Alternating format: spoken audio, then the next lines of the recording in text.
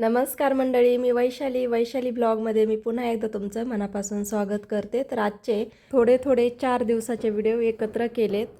व्हिडिओला स्किप न करता व्हिडिओ अगदी शेवटपर्यंत पहा आणि व्हिडिओ आवडल्यास लाईक, शेअर आणि चॅनलला नवीन असाल तर सबस्क्राईब करा। आणि मी मसाले बिझनेस करत आहे। जर तुम्हाला मसाले घ्यायचे असतील तर स्क्रीनवरती नंबर दिलाय त्यावरती कॉल किंवा व्हॉट्सअप करा। तर इथे मी नॉनव्हेज बनवते म्हणजे चिकन बनवते। तर पूर्ण रेसिपी नाही दाखवत, फक्त सांगते। तर इथे मी 2 टोमॅटो घेतलेत, कांदा खोबरं भाजून घेतलंय आणि याला मी मिक्सरमधून बारीक करून घेते। तर इथे ना 2 प्रकारच्या करणार आहे, पातळ भाजी आणि सुक्की भाजी। आणि इथे आळणी करून घेतलंय, पीठ भिजवून घेतलंय। तर तुम्हाला जर सुक्कं चिकन आणि पातळ चिकनची रेसिपी पाहिजे असेल तर कमेंट करा। तर इथे मी वाटण करून घेते। तर तुम्हाला घट पातळ भाजी किती लागते त्यानुसार आपल्याला इथे वाटण बनवायचे। तर इथे आळणी करून घेतलंय आणि ही आळणी पण खूप छान लागतं, मस्तच। तर सुक्की भाजी केली, आता स्टीलच्या कढईमध्ये पातळ भाजी करून घेते। तर इथे मी ओमसाठी थोडंसं सूप काढून ठेवते। तर मंडळी आता उन्हाची सुरुवात झाली आहे, म्हणजे ऊन कडक पडतंय। तर मी मसाले करायला घेणार आहे। तर तुम्ही सोनार टक्कर मसाला कधी ऐकलाय का किंवा खाल्ला आहे का? जर नसेल खाल्ला तर आता तुम्हाला सोनार टक्कर मसाला पण खायला मिळणार। त्यासाठी तुम्हाला दिलेल्या नंबरवरती कॉल किंवा व्हॉट्सअप करायचं आहे आणि आपला मसाला ऑर्डर करून ठेवायचा आहे, म्हणजे त्यानुसार मला मसाला बनवायला। तर इथे वाटण तयार झालं आहे। आता कढईमध्ये तेल घालून आलं लसूण कुटलेलं ते घालणार आहे। ते लाल झालं की यामध्ये लगेच आपल्याला ही वाटण घालायचे आणि मसाले घालायचे, घरगुती काळा मसाला। आणि इथे मी मटन चिकन मसाला वापरत नाही, तरी आपल्या ह्याला खूप छान टेस्ट येते। तर इथे मी घरगुती काळा मसाला घेतलाय आणि कांदा लसूण मसाला घेतलाय, धना पावडर घेतली 1 चमचा, येसूर घेतलाय पण येसूर मी घालणार नाही, तो फक्त गरज वाटलीच तर मी घालणार आहे, म्हणून मी बाजूला काढून ठेवलाय। तर वाटण चांगलं लाल होऊ द्यायचं, तेल सुटेपर्यंत आपल्याला परतून घ्यायचं आहे। त्यामध्ये थोडंसं सूप घालायचं, म्हणजे जे आपण मसाले सुक्के घातलेत तर ते करपत नाही यासाठी। आणि तेल सुटलं की यामध्ये आपल्याला हे सूप आणि गरम पाणी घालून घ्यायचं आहे आणि घट पातळ त्यानुसार पाणी घालायचं। आणि त्यानंतर जर तुम्हाला पातळ भाजी वाटली तर येसूर थोडासा मिक्स करू शकता। आता मसाल्याला छान तेल सुटले, आता यामध्ये सूप घालून गरम पाणी घालते। आणि जर तुम्हाला खोकला येत असेल आणि नॉनव्हेज खात असाल ना तर सूपमध्ये थोडेसे खडे मसाला घालायचा आणि मग सूप प्यायचं गरम गरम, त्याने लवकर फरक पडतो। तर इथे ओम आलाय आणि त्याला म्हटलं गरम गरम सूप पिऊन घे, त्याला सर्दी झाली आणि खोकला पण येतोय 4-5 दिवसापासून। खरं तर आज हे सूप बनवायचं म्हणजे ओमसाठीच बनवलंय, कारण त्याचं कसं आहे जास्त सारखं सारखं येणं होत नाही आणि बाहेरचं खाणं म्हणजे एवढं काही चांगलं पण नाही आहे।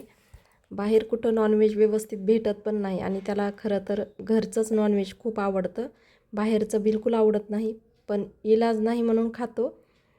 मग तो आला की चिकनचाच बेत असतो आमचा। तर इथे मी पातळ भाजी बनवली आणि आता तुम्हाला मी भाजी दाखवते, सुक्की भाजी।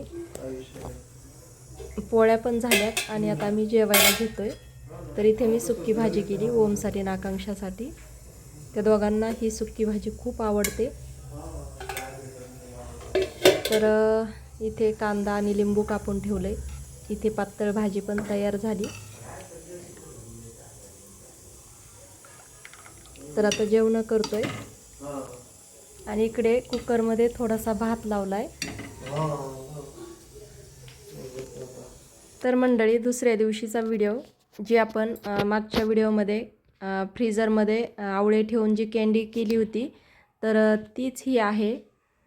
तर आता याला मी 2 दिवस रोज हलवत होते, एक टाईम सकाळी उठलं की हलवत होते आणि आता हेच आपल्याला यामध्ये काढून घ्यायची आणि याचं जे साखरेचं पाणी आहे तर ते पूर्ण निथळल्यानंतर आपल्याला ही उन्हामध्ये किंवा फॅनच्या हवेला सुकत ठेवायची. आणि हा जो पाक आहे ना, तर तो असाच आपल्याला एका बॉटलमध्ये भरून फ्रीझरमध्ये ठेवायचा आणि सरबतमध्ये मिक्स करून प्यायचा. तर इथे ही कँडी मी इथे सध्या तासभर इथे टेबलवरतीच एका कपड्यावरती मी सुकत ठेवते आणि त्यानंतर मग मी ऊन देणार आहे. तर ही कँडी कशी झाली वाळल्यानंतर मी तुम्हाला दाखवते पुढे गेल्यानंतर. त्यासाठी व्हिडिओला स्किप करू नका, व्हिडिओ शेवटपर्यंत पहा. जर तुम्ही अशी कँडी केली ना, तर विकतच्या कँडीला पण मागे टाकते, एवढी छान होते ना, मस्त एकदम सॉफ्ट आणि चवीला पण छान होती. तर मंडळी, मी भोगीला अशा पद्धतीने भाजी बनवते. तुम्ही भाजी कशी बनवता, यामध्ये काय बदल करता, हे मला कमेंटमध्ये सांगा. तर आज भोगी आहे, त्याचा पण मी थोडासा व्हिडिओ घेतला होता. तर कढई गरम झाली, त्यामध्ये मी तेल घातलं आणि आता यामध्ये आपल्याला मोहरी जिरे घालायचे, कुटलेलं आलं लसूण पेस्ट घालायची. हे लाल झालं की यामध्ये टोमॅटो घालायचं. मध्यम आकाराचं एक टोमॅटो घेतलंय, ते घालूया. ते थोडंसं परतून झालं की यामध्ये आपल्याला भाज्या ज्या आपण मिक्स भाज्या घेतल्यात तर त्या घालायच्या. याला मी आधी शिजवून वगैरे काहीच घेतलं नाही, डायरेक्ट धुवून घालते. याला चांगलं परतून घ्यायचं. तर भोगीची भाजी ना एकतर सुक्कीच छान लागते किंवा मग अगदी अंगापुरता रस्सा असणारी सरभरीत भाजी छान लागते. पातळ भाजी बिलकुल चांगली लागत नाही. तर हे लवकर शिजावं म्हणून यामध्ये मीठ घातलं आहे. जे काही मीठ घालायचं आहे तर ते मी आत्ताच घातलं आहे. आणि 5 मिनटं आपल्याला असंच वाफेत शिजून घ्यायचं आहे. त्यानंतर धना पावडर घालायची 1.5 चमचा. धना पावडर चांगली परतून घ्यायची. आता यामध्ये घालते घरगुती काळा मसाला, सोलापुरी मसाला आणि हळद. हे आपल्याला या भाज्यासोबत परतून घ्यायचं. वरतून थोडीशी कोथिंबीर घालायची, म्हणजे याचा सेंट भाजीमध्ये छान उतरतो. आता आपण ह्या भाज्या झाकण ठेवून वाफवल्यामुळे त्याला अंगचं पाणी सुटले आणि त्यामध्ये मसाला करपत नाही. तर 2 मिनटं याला परतून घ्यायचं मसाले घातल्यानंतर. आणि नंतर आपल्याला यामध्ये गरम पाणी घालायचे. तर पहा, एवढंच पाणी घालायचं. तर आता काही याच्यातल्या शेंगा म्हणजे भाज्या थोड्याशा निब्बर होत्या, त्यामुळे मी थोडंसं जास्त पाणी घालून थोडं जास्त शिजवून घेणार आहे. तर आता यामध्ये शेंगदाण्याचं कूट घालायचं, थोडंच घालायचं. तुम्ही या जागी येसूर घातलात तरी चालेल. मिक्स करूया आणि कमी गॅसवरती शिजवून घेऊया. त्यानंतर तिळाच्या भाकरी मस्त अशा पातळ कुरकुरीत भाकरी बनवते. तर इथे पाहू शकता भाजी मस्त झाली आणि म्हणजे शिजली.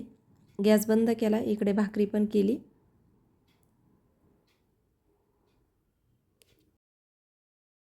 खरंच थंडीमध्ये तिळाची भाकरी खूप छान लागते. तर आता याला मी पाणी लावून झाल्यावर तीळ लावते. भरपूर असे तीळ लावायचे, जेवढे तीळ भाकरीला असतील तेवढी भाकरी खमंग लागते. तर आता याला मी तीळ लावून घेतलेत, भाकरी भाजून घेते.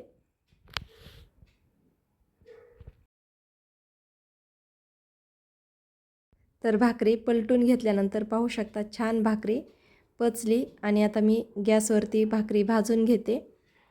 वेळ असेल तर तव्यावरतीच भाकरी भाजा. खरं तर गॅसवरती भाकरी भाजू नये असं म्हणतात. तर पहा मस्त फुगली. दोन्ही बाजूनी चांगली भाजून घ्यायची, म्हणजे कडक छान होते. आता ही आत्ता नरम जरी दिसत असेल ना, तरी पातळ भाकरी केल्यामुळे ही भाकरी गार झाल्यानंतर कडक होती मस्त. अशीच खमंग सगळीकडून भाजून घ्यायची. तर आता दुसरी भाकरी पाहू शकता किती मस्त टम्म फुगली. याला पण असंच भाजून घेते. पहा मस्त फुगली आहे, बघा फुगली की नाही टम्म. तर इथे आपल्या भाकरी पण झाल्यात, भाजी पण झाली. पाहू शकता किती छान तेल सुटले. आणि आता मी बाकीचं आवरून जेवायला घेते. यामध्ये शेवटी आपल्याला थोडेसे तीळ घालायचे, कोथिंबीर घालायची आणि आता ही शेवटची भाकरी पण भाजून घेते. तर मी राळ्याचा भात करणार आहे, तर त्याची मी रेसिपी दाखवली नाही. तर आता जी आपण कँडी ठेवली होती तर त्याला मी उन्हामध्ये वाळत घालण्यासाठी घेऊन जाते आणि वाळल्यानंतर मी तुम्हाला पुढच्या व्हिडिओमध्ये दाखवते. तर मंडळी, आत्ताचा व्हिडिओ आहे संक्रांतीचा. तर मी काही जास्त शूट केलं नाही. डाळ भिजत ठेवली, पुरण करायचं आहे. तिकडे डाळ शिजत ठेवली आणि इथे रूममध्ये येऊन बघते तर आकांक्षा मॅडमनी केवढा पसारा करून ठेवला आहे. कारण तिचं चालू आहे, मम्मी ही साडी घाल, ती साडी घाल, त्याच्यावरती दागिने म्हणजे ज्वेलरी वगैरे काढून ठेवती. आणि तोपर्यंत मी इकडे पुरण परतायला ठेवलं आहे. तर आमच्यासोबत आकांक्षा पण तिचं आवरून आली होती. आता जेव्हा वाण घेऊन गेलो मंदिरात तर तिथला व्हिडिओ घेतला नाही, थोडेसे फोटो आहेत. आणि आता चला मी तुम्हाला पुढे कँडी दाखवते. मंडळी, इथे पाहू शकता ही कँडी जी आपण फ्रीजरमध्ये 2 ते 3 दिवस आवळे ठेवून बनवलेली आहे. तर पहा, अगदी विकतच्यासारखी झाली की नाही तुम्हीच सांगा बरं. हे बघा, झाली ना. आणि तुम्हाला एक तोडून पण दाखवते. 1 मिनिट, हे पहा, ती मस्त झाली. आणि जी ही आपण अगोदर बनवलेली आहे, डायरेक्ट आवळे वाफून घेऊन जी केली होती मी सुरुवातीच्या व्हिडिओमध्ये तुम्हाला दाखवलेली आहे. तर याला ना वाळायला पण खूप दिवस लागतात. आणि एवढंच आहे की याच्यामध्ये जास्त म्हणजे तुरटपणा राहतो. तर ती अशी झाली. तर आता मी ह्या कँडीला पिठी साखर लावून ठेवते.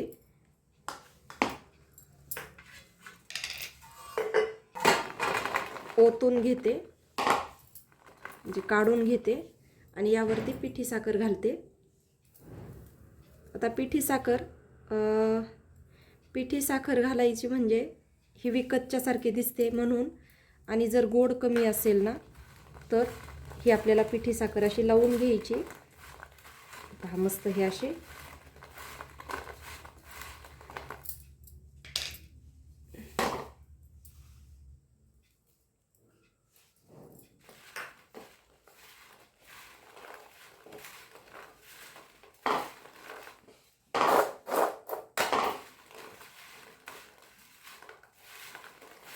तर बघा, आता ह्या कँडीला कोण म्हणणार आहे की ही घरी बनवली असं वाटतंय का? घरी बनवली म्हणून नाही वाटत आहे ना.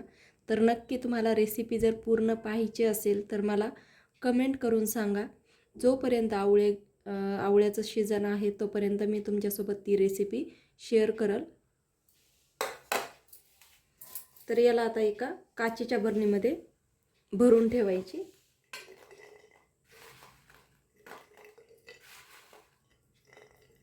आणि रोज 2 आवळा कँडी खायच्या.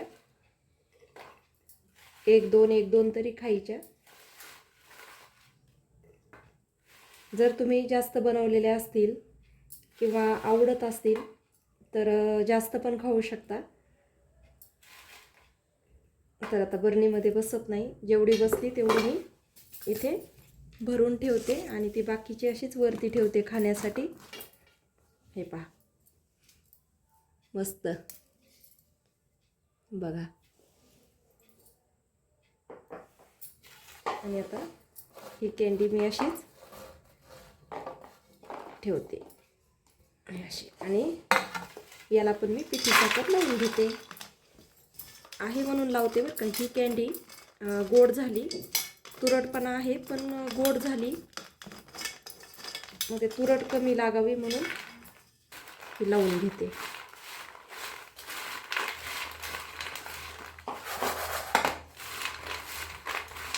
तर मंडळी, आजचा व्हिडिओ तुम्हाला हा 4 दिवसाचा कसा वाटला हे मला सांगा कमेंटमध्ये. आणि आवळा कँडी कशी वाटली हे पण मला कमेंट करून सांगा. तर आजचा ब्लॉग एवढाच होता. 4 दिवसाचा ब्लॉग इथेच संपवते. भेटूया पुढच्या व्हिडिओमध्ये. तोपर्यंत बाय बाय.